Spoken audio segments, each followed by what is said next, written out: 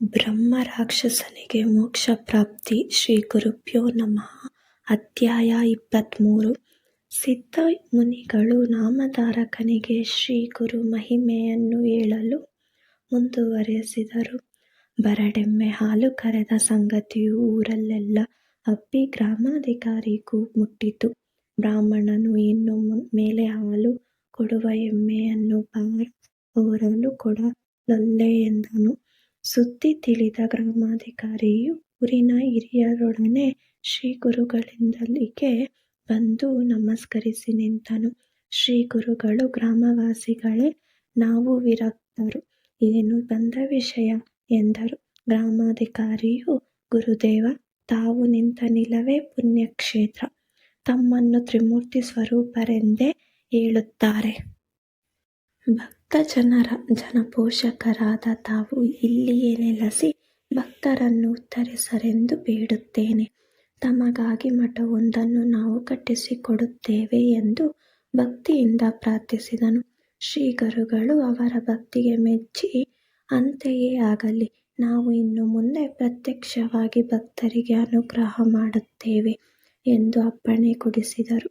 ಆ ಗ್ರಾಮದ ನಿವಾಸಿಗಳು ಶ್ರೀ ಗುರುಗಳನ್ನು ವೈಭವದಿಂದ ಪಲ್ಲಕ್ಕಿಯಲ್ಲಿ ಮೆರವಣಿಗೆ ಮಾಡಿ ಊರಿನೊಳಗೆ ಕರೆತಂದು ಭವ್ಯವಾದ ಅಶ್ವತ್ಥ ಮರದ ಎದುರಿನಲ್ಲಿದ್ದ ಮನೆಯೊಂದರಲ್ಲಿ ಇಳಿಸಿದರು.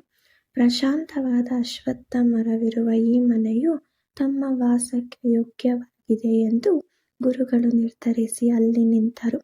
ಆಗ ಇದ್ದಕ್ಕಿದ್ದಂತೆ ಭಯಾನಕನಾದ ಶಬ್ದವಾಗಿ ಬ್ರಹ್ಮರಾಕ್ಷಸನೊಬ್ಬ ಅಶ್ವತ್ಥ ವೃಕ್ಷದಿಂದ ಕಾಣಿಸಿಕೊಂಡನು.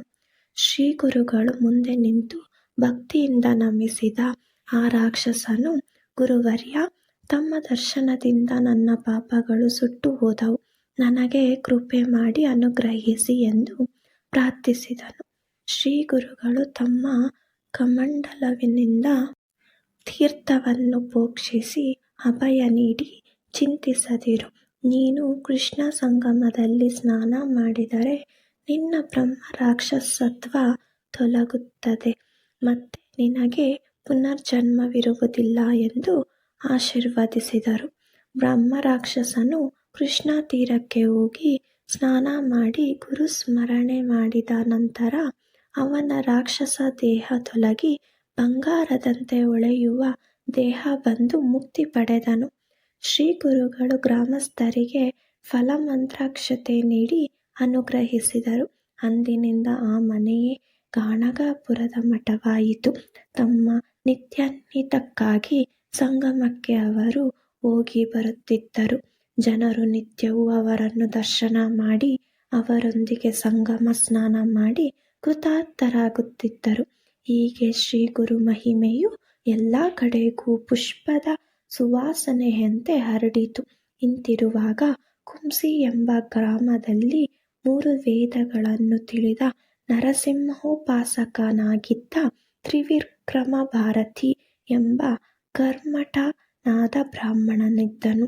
ಆತನು ಕೇವಲ ಮಾನಸ ಪೂಜೆಯಲ್ಲಿ ನಿರತನಾಗಿ ವಿಗ್ರಹ ಪೂಜೆಯನ್ನು ಅಲ್ಲಗಳೆಯುತ್ತಾ ಪಾಂಡಿತ್ಯ ಗರ್ವದಿಂದ ಮೆರೆಯುತ್ತಿದ್ದನು. ಗಾಣಗಾಪುರದಲ್ಲಿನ ಯತಿಗಳು ಕಪಟ ಸನ್ಯಾಸಿಗಳೆಂದು ಜನರನ್ನು ಮೋಸಪಡಿಸುತ್ತಿದ್ದಾರೆಂದು ಅಪಪ್ರಚಾರ ಮಾಡುತ್ತಿದ್ದನು. ಇದು ನೃಸಿಂಹ ಸರಸ್ವತಿ ಸ್ವಾಮಿಗಳಿಗೆ ಜ್ಞಾನ ದೃಷ್ಟಿಯಿಂದ ಗೋಚರವಾಯಿತು. ಮುಂದೆ ಕೆಲವು ಅದ್ಭುತ ಸಂಗತಿಗಳು ನಡೆದವು ಎಂಬಲ್ಲಿಗೆ ಸಿದ್ಧಿಯೋಗೀಶ್ವರರು ನಾಮಧಾರಕನಿಗೆ ಹೇಳಿದ ಎಂಬಲ್ಲಿಗೆ ಬ್ರಹ್ಮ ರಾಕ್ಷಸನಿಗೆ ಮೋಕ್ಷ ಪ್ರಾಪ್ತಿ ಎಂಬ ಶ್ರೀ ಗುರುಚರಿತ್ರೆಯ 23ನೇ ಅಧ್ಯಾಯವು ಸಂಪೂರ್ಣವಾಯಿತು.